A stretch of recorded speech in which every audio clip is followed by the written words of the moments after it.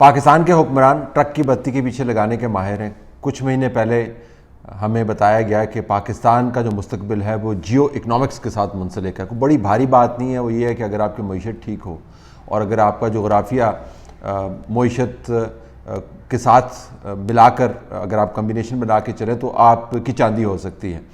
معیشت ٹھیک ہوگی تو ملک ترقی کرے گا اور آپ کے جغرافیے کی اہمیت کے پیش نظر بہت سارے ممالک آپ کی طرف آئیں گے، آپ سہولت کار بنیں گے۔ کسی کو گیس پائپ لائن چاہیے، کسی کو ٹرانزٹ چاہیے، آپ اس کے اوپر سے آرام سے پیسہ بنائیں گے اور ایک زبردست قسم کا آپ نظام اپنے لیے بنا سکتے ہیں جس کے اندر پیسے کی ریل پیل ہوگی اور لوگوں کے جو دلدر ہیں وہ کم ہو جائیں گے۔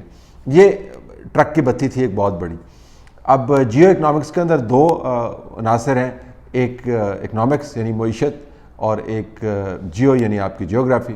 تو معیشت کا حال تو آپ کے سامنے رکھ دیتے ہیں، اگر آپ کو بڑی تھیری سمجھ نہیں آتی تو آپ کو چھوٹی تھیری سے سمجھا دیتے ہیں۔ جو قیمتوں میں اضافہ ہوا ہے اس کے مطابق آپ سب کو مبارک ہو کہ درجہ اول کا جو خوردنی تیل ہے اس میں 15 روپے مہنگا کر دیا، 355 روپے کا ملے گا۔ درجہ دوم کا کوکنگ آئل جو ہے 15 روپے مہنگا کر دیا گیا۔ اور یہ کمال بات ہے کہ بڑے ببانگے دول نوٹیفیکیشن میں بتاتے ہیں کہ درجہ اول کا بھی یعنی 2 نمبر تیل بھی ہم بیچ رہے ہیں اور 1 نمبر تیل بھی بیچ رہے ہیں کسی شرم اور شرمندگی کے بغیر۔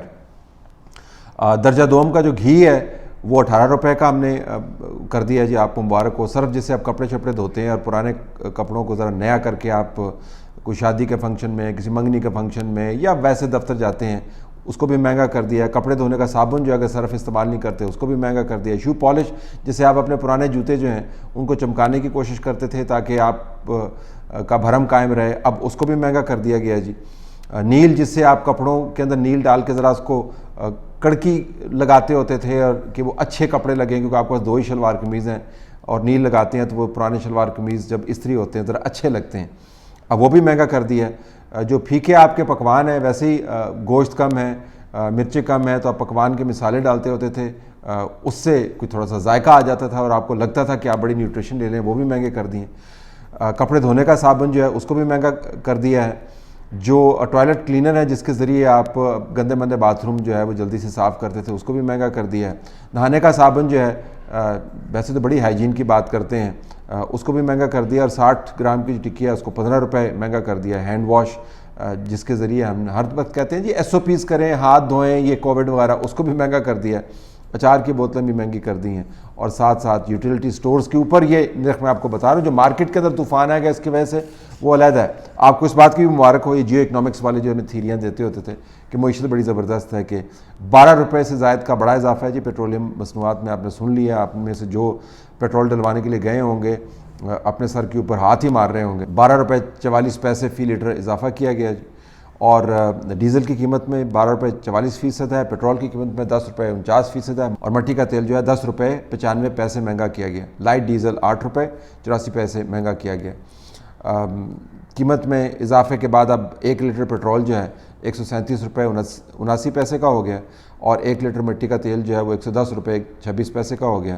ہائی سپیڈ ڈیزل جو ہے اس کی قیمت جو ہے 134 روپے 48 پیسے ہو گئی ہے۔ 1 لیٹر لائٹ ڈیزل جو ہے 108 روپے 35 پیسے کا ہو گیا۔ اس کا امپیکٹ مہنگائی کے اوپر مزید آئے گا۔ ایک تو قیمتیں ویسے چڑھا دی ہیں نا چیزوں کی اور دوسری طرف آپ نے یہ قیمتیں بھی بڑھا دی ہیں۔ تو اکنامکس کا تو یہ حال ہے جی کہ اس حکومت کو یہ نہیں پتہ کہ اس نے لوگوں کے اوپر عذاب کیسا مسلط کیا۔ اچھا اتنا بھی بڑا مسئلہ نہ ہوتا، بندہ کہتا کہ جی مشکل سے گزر رہے ہیں، 1 سال گزر گیا، 1.5 سال گزر گیا، 2 سال گزر گیا، آنے والے دنوں میں امید ہے، لیکن اس کا تعلق ہے آپ کی پالیسی سازی کے ساتھ۔ اس حکومت کے پاس اس وقت کوئی فائنانس کا منسٹر نہیں ہے۔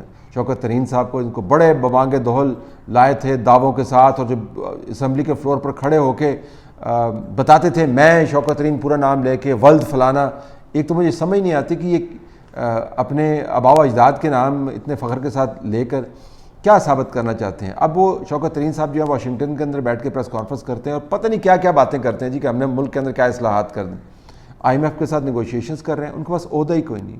ان کا جو فائنانس منسٹر کا عہدہ تھا اس کا لا ایکسپائر ہو گیا 12 اکتوبر کو، نیا نوٹیفیکیشن جاری نہیں کیا، اور شوکت ترین صاحب جو ہیں ہمیں بتایا گیا کہ اب وہ سوچ رہے ہیں کہ میں کس دلدل میں پھنس گیا ہوں۔ خیر دلدل میں تو نہیں پھنسے، ان کے بینک کے جو شیئرز ہیں اس میں تھوڑا سا اضافہ ہو گیا اور ماشاءاللہ انہوں نے اپنے باقی معاملات بھی سیدھے کیے ہیں، ان کو تو کوئی نقصان نہیں ہوا، لیکن اب وہ سوچ رہے ہیں جی کہ میں کتنی پریشانی میں پھنس گیا ہوں اور یہ مہنگائی وغیرہ جو ہے IMF کا نیگوشیشنز جو ہے تو یہ نہ ہو کہ میں چھوڑ کے چلا جاؤں۔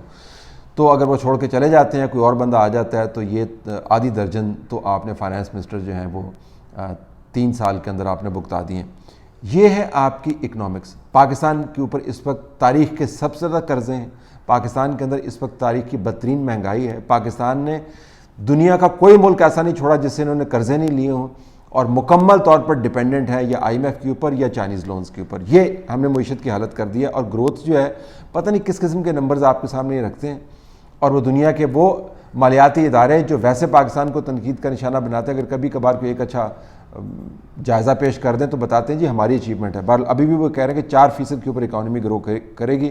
4% پر اکانومی گرو کرے گی, 2.5% پر آپ کی پاپولیشن گرو کر رہی ہے, تو 1.5% تو یہیں پہ چلا جاتا ہے. بہرحال ٹیکسوں کی بھرمار بھی ہم نے کر کے دیکھ لی, مہنگائی بھی کر کے دیکھ لی. IMF نے ہمارے نرخے کو ہاتھ میں لیا ہوا ہے, جگلر وین جو ہے. یہ تو آپ کی ہوگی جی اکنامکس. اب جیوگرافی, یعنی آپ کی جو جیوگرافی ہے اس کو جو خطرات لاحق ہیں اس کو آپ نے اپرچونٹی میں کنورٹ کرنا ہے. تو اس کو کنورٹ کرنے کے لیے جو اہم ترین ادارے ہیں ان کی حالت آپ کے سامنے ہے. آرمی چیف اور موجودہ حکومت کے تعلقات کے اوپر حکومت کہتی ہے کہ بہت زبردست تعلقات ہے, بہت اچھی ان کی دوستی ہے, کمال دوستی ہے, کہ DGI کی نوٹیفیکیشن جاری کرنے میں اب یہ 11واں دن شروع ہو گیا, جوک میں کنورٹ ہو گیا. پہلے ایک ایشو تھا, وہ پرابلم میں کنورٹ ہوا, پرابلم میں کنورٹ ہونے کے بعد چیلنج میں کنورٹ ہوا, چیلنج لنگر آن کرتا رہا, ایک ٹریجک قسم کی صورتحال بنی, پھر ایک مذاق خیز قسم کی صورتحال بنی, اور اب تو یہ جو ہے تمسخر بن گیا ہے نوٹیفیکیشن کا. یہ وہ ادارہ ہے جس نے پاکستان کی جیوگرافی سے ریلیٹڈ اہم ترین معاملات کے اوپر فیصلہ سازی میں بھی حصہ ڈالنا ہے, اور اس کو امپلیمنٹ بھی کرنا ہے جو اسٹریٹجی آپ نے بنانی ہے. یعنی جیوگرافی سے ریلیٹڈ جو ایشوز ہیں ان کو ہینڈل کرنے والا ادارہ ISI ہے, اس کے سربراہ کا آپ کو پتہ نہیں ہے. اور جو اکنامکس سے ڈیل کرنے والا ادارہ ہے جو وزارت خزانہ ہے, اس کے سربراہ ہے ہی کوئی نہیں عملاً. جو سربراہ تھا اس کے عہدے کی مدت ختم ہو گئی اور نیا عہدہ اس کو ایلوکیٹ نہیں کیا. یہ ہے جی آپ کی جیو اکنامکس. تو آپ سب کو مبارکباد ہم دیتے ہیں, ان لوگوں کو بالخصوص جو اس قسم کی ٹرک کی بتیاں بناتے رہے ہیں جی کہ جیو اکنامکس کر کے ہم نے پاکستان کو آگے لے جانا ہے.